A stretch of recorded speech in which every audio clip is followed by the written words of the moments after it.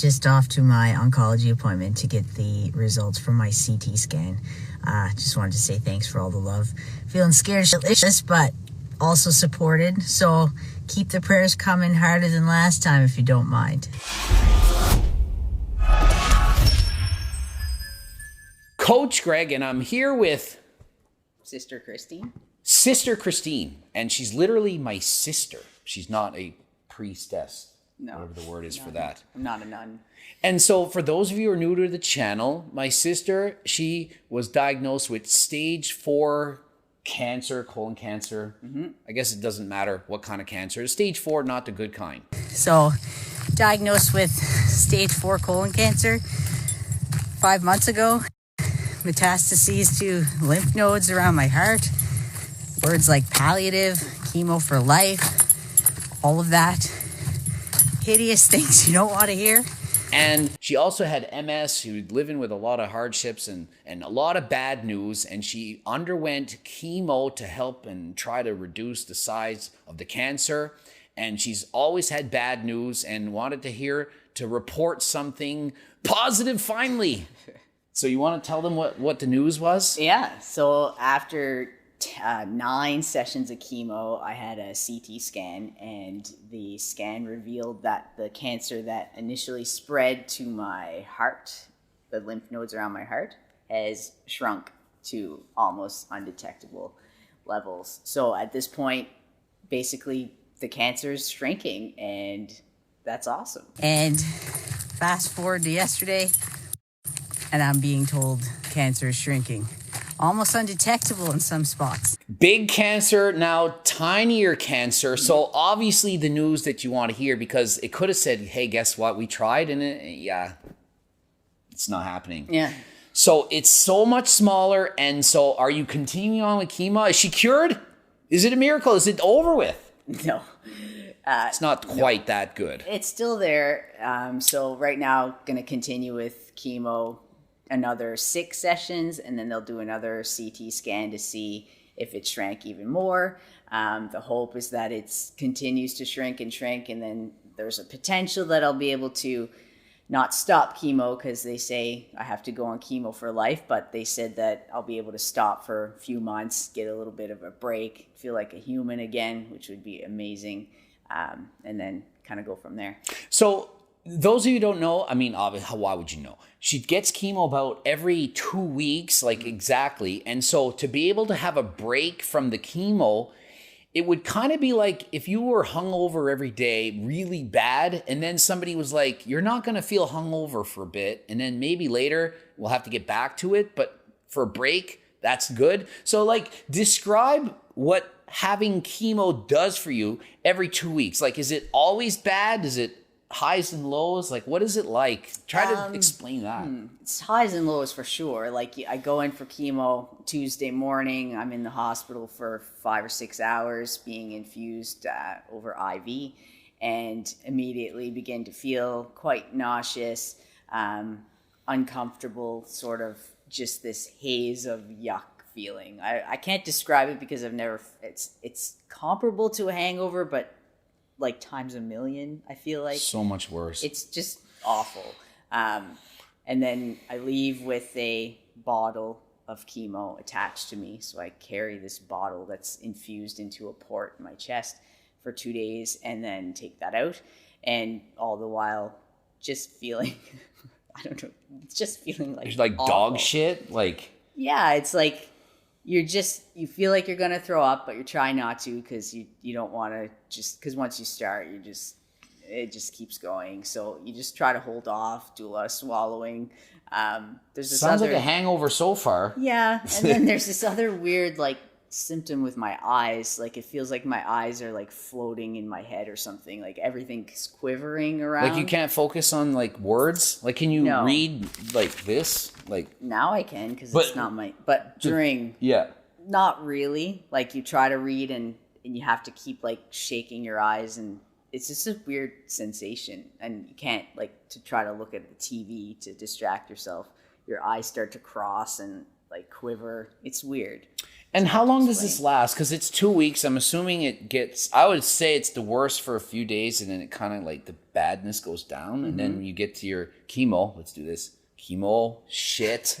And then days go by better. And then it just keeps cycling like that. Yeah, basically. So like today. Yeah, what day are we on today? What day is it? Today's Wednesday? Thursday. So I haven't had chemo for 9 days. So today I feel the best I have since my session last week. So it's like, I'm like, okay, I feel good. I'm going to have a good weekend of feeling like almost like as if I've never had any problem. Like I'm still less good than I was before chemo started.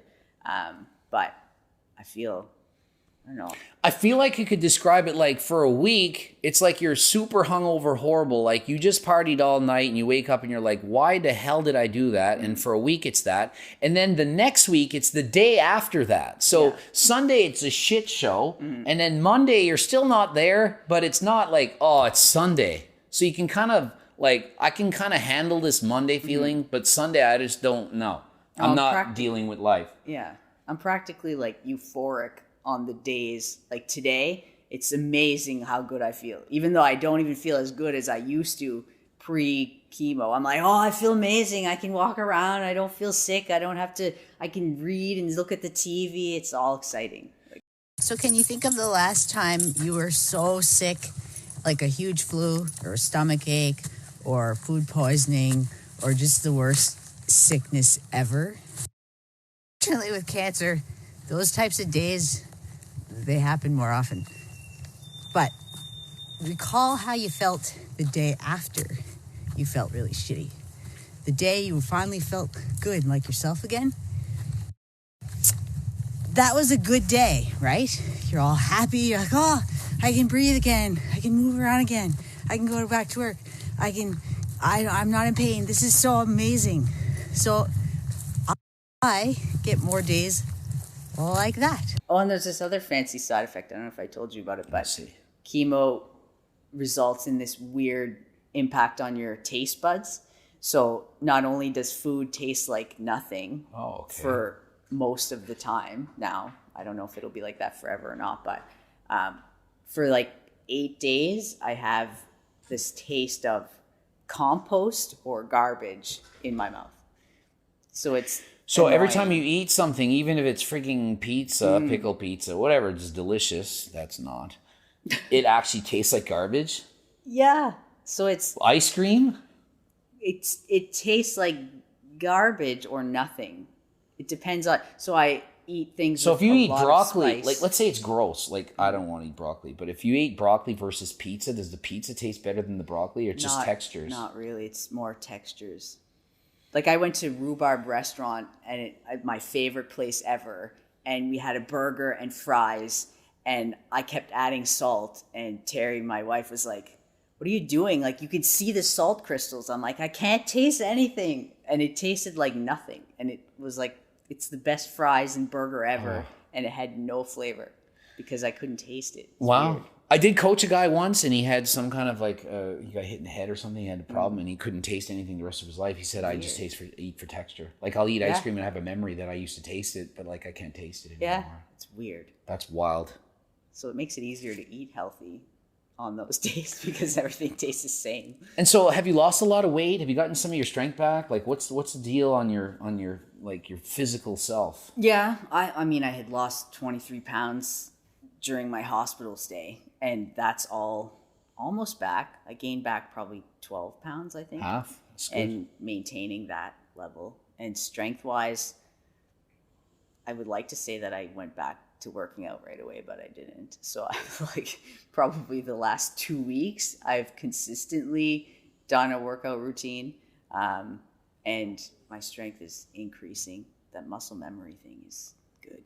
And I feel like people out there, they choose not to exercise, they choose not to lift weights, to do cardio. They just don't want to do it. And I always say, exercise is a reward, and you had it taken away from you, and you're in the hospital, and you're like, she used to be a bodybuilder and a powerlifter, and goes for hikes and stuff. So, what do you want to tell the viewers about not being able to do exercise? Keep in mind the lesson here, and it's not once I get cancer, I'll remember I can do little things and feel good about myself. No, anything that you do harder than last time, as my brother likes to say, anything you do, feel good about it. It doesn't have to be a huge, gigantic, crazy accomplishment. Just feel good about the tiny little things. That's what's good about cancer. It taught me that. And I always say you have to be your own health advocate. Like, what do you think about that? I couldn't agree more. I mean, I could go on and on for. Let's go on. Let's talk about this. But just in general, this whole process, without having advocated for myself, I likely wouldn't have had even the diagnosis to begin with. And just little things along the way, like, for example, getting chemo, I was feeling quite nauseous, and the direction from all the oncologists and all the nursing staff was, take more of these meds here, take more, take 1 million, take all of them, like, just keep going. So I did that for probably 4 chemo sessions, each one worse and worse and worse. So instead of making any other changes, they said to take more, got worse. So I mean, basically to the point where I was ready to quit chemo. Yeah, she's, I mean, kind of downplaying it a little bit. It's so bad that she basically was like, life isn't worth living this shitty. Like, yeah. Would you say that? Yeah. I mean, that bad. Yeah. And you're like, I got to do something about it. And I approached the healthcare people, and what anyone would do is tell them your symptoms and then listen to their direction and do the thing they tell you to do. So I did that, and it still wasn't helping. So I was like, well, I have to think of this myself. I have to do my own research. So I looked up all the medication I was taking and read about chemo side effects. And turns out the medication they were telling me to take way more of was actually the thing that was causing the hideous side effects I was experiencing. Absolutely. And the way I see it is this.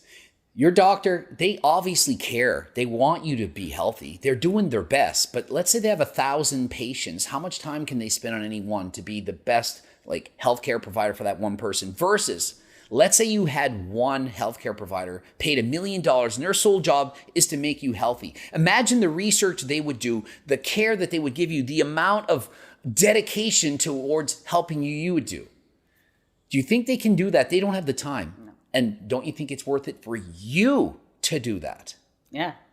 Like, you have the power. I mean, the internet is insane. There's a lot of misinformation, but figure out what are good websites, figure out what good articles are, and just look into stuff and then ask questions. Come to your doctor's appointment with questions about things you've read. And it's fine that you're that patient. Oh, there, that person thinks they're Dr. Google. Like, and be proactive. Yeah. Like, literally, I could have what she has because it's genetic. So I've been trying to get the colonoscopy exam done to see if I have cancer. Another member of our family had it done. And guess what? They have to have part of their colon removed. So you need to get the test done. I've gone to the doctor 5 times now. I go again today. I need it done. They said 2 months is the maximum time to wait. It's almost 6. So you need to keep going and going, getting the test done and fighting for your right to get what you need. And it's not only that, you might not be able to stop or prevent a hereditary condition. Maybe your genetics are crappy. You're bound to get cancer at some time, heart attack, and so on. Doesn't mean you can't do your best to be healthy by lifting weights, doing cardio, eating healthy. These are things that you can do. It'd be like this. You could get an 80% on your test if you don't study and you pass, great, fine. Or you could have studied and gotten 95. Do you want to settle for mediocrity or strive for excellence? And I'm here to tell you, and I'm sure she agrees, do your best to be the healthiest version of yourself. I agree. Hard not to agree with that advice now, is it? Coach Greg. So my sister, she's on Instagram, Sister Christine, and she has very motivational stuff there for some of you if you want to check her out. For example, she has what's good about cancer. She talks about what's good about it. And it's like, what do you mean what's good about it? There's good in everything. And I was joking with her earlier. I'm like, hey, what's good about, hey, if I lose both my arms, what's good about it? I'm lighter, easier to climb up the stairs. there's something good about it. If I go blind, I don't have to see someone that I don't want to look at. If I go deaf, I don't have to listen to my freaking girlfriend shouting at me sometimes. It can be annoying. So there's some good things about it. Not overall the best, but what are some good things about cancer that you've discussed? Talked about a lot of random topics. Some little things like when you get chemo, your bugs don't bite you. So no flies bit me or mosquitoes. So I walked in the woods with black fly season and not one bit me. That's wild. I would not have thought of that. That was one. The mosquitoes stay example. away. Insect repellent. Yeah, because they don't like chemo. Because they're like, why do I want that? Why would blood? I want that in me? Yeah, so they leave you alone. So that was like a little thing. But they say, I forget who said this statement, but they say cancer is like a gift wrapped in barbed wire. So that's kind of a cool saying. You know, if you can kind of tear through the hideousness of the barbed wire, you will get cut and it'll be painful, but you will get that gift of just the discoveries that you find. I read somewhere, and then somebody reminded me that cancer is basically a gift wrapped in barbed wire. And I believe that's a good analogy. So I guess the last few days were a little bit spiky, but that's okay. What else is good about cancer? One of the biggest main things for me, after, of course, going through all the woe is me and the crying and the grieving life and all of that hideous stuff, what has happened is basically personal growth on steroids. So I love personal growth and have been doing for years. But this is like, I don't have to force myself to journal. I don't have to force myself to read the next inspirational book. I don't have to force myself to go for a walk. It just happens. It happens easy. There's no pushing of it. It's just so necessary to get through each day. So it just happens, and I love it. Do what you want to do. That's just over and over. Just my old self, if someone's like, oh, do you want to, go to the beach? And I really, really don't want to. And I really want to stay home and I don't know, mow the lawn and hang out with my dogs. Like my old self would have went to the beach because I should, or, well, that's the right thing to do. And I haven't seen this person in a while. I should definitely go to the beach. But what I want to do is different. So now I try to honor what I want to do more so than what I think I should do or what I think others think I should do. I think that's interesting. It's almost like be your authentic self. Honor what you truly do want. So essentially, everything about life, good and bad, is now good because it's life. And since getting cancer, life is good. And I like life a lot, all of it. And I guess I wish I had learned that earlier, but I'm glad I learned it now, and maybe you guys can learn it from me. Ending it here. Watch the bloops. Harder than last time supplements. Oh yeah, I'm blocking them. Right there. Click the link in the description. You can also be an ambassador. We'll help sell these products and we'll pay you to do so. Also, I got this thing. It's called a cookbook, training book. Believe it. I coach people. Me and my team, we coach people. I would also love for you to click the bell button and subscribe to me. Check out Sister Christine's channel. Also, Poplar Paper Co. Check that out. They sell a variety of greeting cards and happy birthdays and stuff for all the circles of the world, whether you're gay, straight, or have anything in the world, really. Yeah. Very inclusive, and so you can get cards and mail them to people and all this good stuff. So check that out. And until next time, we are out. Yeah, I'm above average when I can be way above average. Yeah. Way above average. It's funny. I'm like talking. I'm like, hey, take it away. And I'm like, I got nothing. Yeah. Oh, it's awesome.